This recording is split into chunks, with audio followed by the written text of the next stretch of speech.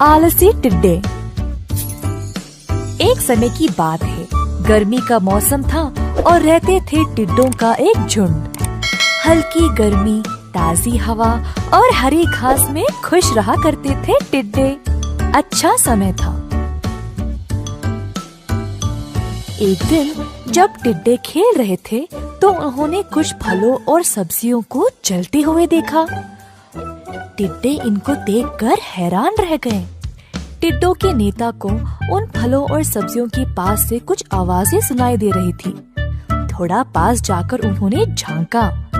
टिड्डा नेता ने देखा कि असल में वो कुछ चींटियां थे जो फलों और सब्जियों को अपने सिरों पर उठा ले जा रहे थे। सारा खाना लेकर अपने चींटी घरों में डाल रहे थे।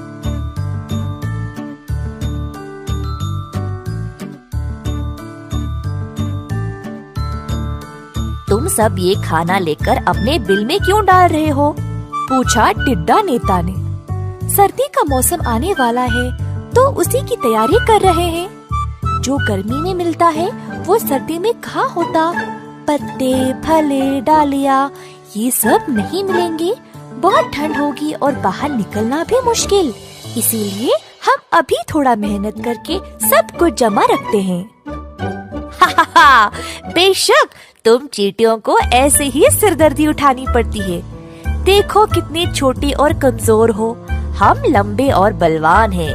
हमें किसी चीज की चिंता ही नहीं, बोला टिड्डा नेता गुरूर से। सारे टिड्डे बस चींटियों पर हंसते रहे। हर रोज चींटियां अपना काम करते जा रहे थे और खाना जमाते रहे और टिड्डे बस इनका मजाक उड़ाने में थे। इसी प्रकार कुछ दिन बीत गए और गर्मी का मौसम भी खत्म होने को आ रहा था। एक दिन कुछ टिड्डे रोज की तरह खाना खाते आराम कर रहे थे। गर्मी के मौसम में केवल खा खा के सब आलसी और मोटे बन गए। आखिरकार ठंड का मौसम आ गया और आलसी मोटे टिड्डों के पास बने रहने के लिए कुछ भी नहीं था। ना पत्ते, ना झाड़ी, ना खाना, ना कोई रहने की जगह। तुरंत सबको याद आया कि चींटियों ने घर बनाए थे और बहुत सारा खाना भी जमा करके रखा था। सारे टिड्डे उस बिल में घुसकर वहीं पे कब्जा करके बस गए। अब सारे चींटियां परेशान हो गए और अलग अलग बिखर गए। चींटियों ने समूह बनाए और ठंड से बचने के लिए अपने दोस्तों के घर चले गए। ठंड का मौसम समाप्त हो गया और फिर से गर्मी शुरू हो गई।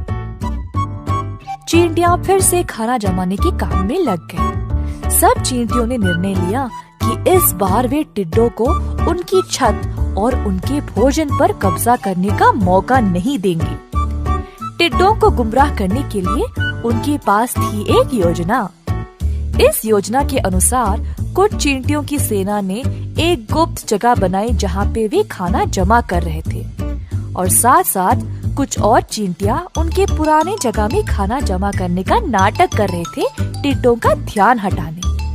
टिड्डे आराम से चींटियों को देखकर सोच रहे थे कि अब फिर से सर्दी में वे उनके खाने पर कब्जा कर लेंगे।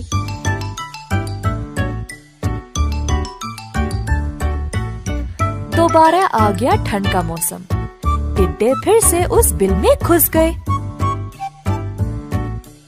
अंदर जाते ही उन्होंने देखा कि वहाँ कुछ था ही नहीं, बस कुछ पत्ते और कुछ डालियाँ। टिड्डे हो गए परेशान। अब बाहर थी तेज ठंड और वे निकल भी नहीं पाए। ठंड का मौसम अब उनको उसी बिल में बिताना पड़ा। बस उन चंद पत्तों को खाकर जीवित रहना पड़ा। टिड्डों को एहसास हुआ कि उनको उनकी आलस्य की सजा मिल रही थी। जब वे गर्मी में बाहर निकले तो दुबले पतले और कमजोर पड़ गए थे। कुछ फल और पत्तों को खाकर अपनी सेहत का ध्यान रखा। पूरी तरह स्वस्थ होने के बाद टिड्डों ने भी खाना जमाने का काम शुरू कर दिया। ठंड का मौसम बिताने के लिए सब ने पत्ते झाड़ियों का घर भी बनाया। आलसी टिड्डे जो एक समय पर लापरवाह थे, अब चींटियों की तरह मेहनती और बलवान बन गए। इस कहानी से हम ये सीखते हैं कि हर काम सच्चाई और ईमानदारी से करना चाहिए, क्योंकि आलस्य हमें बर्बाद कर देगा।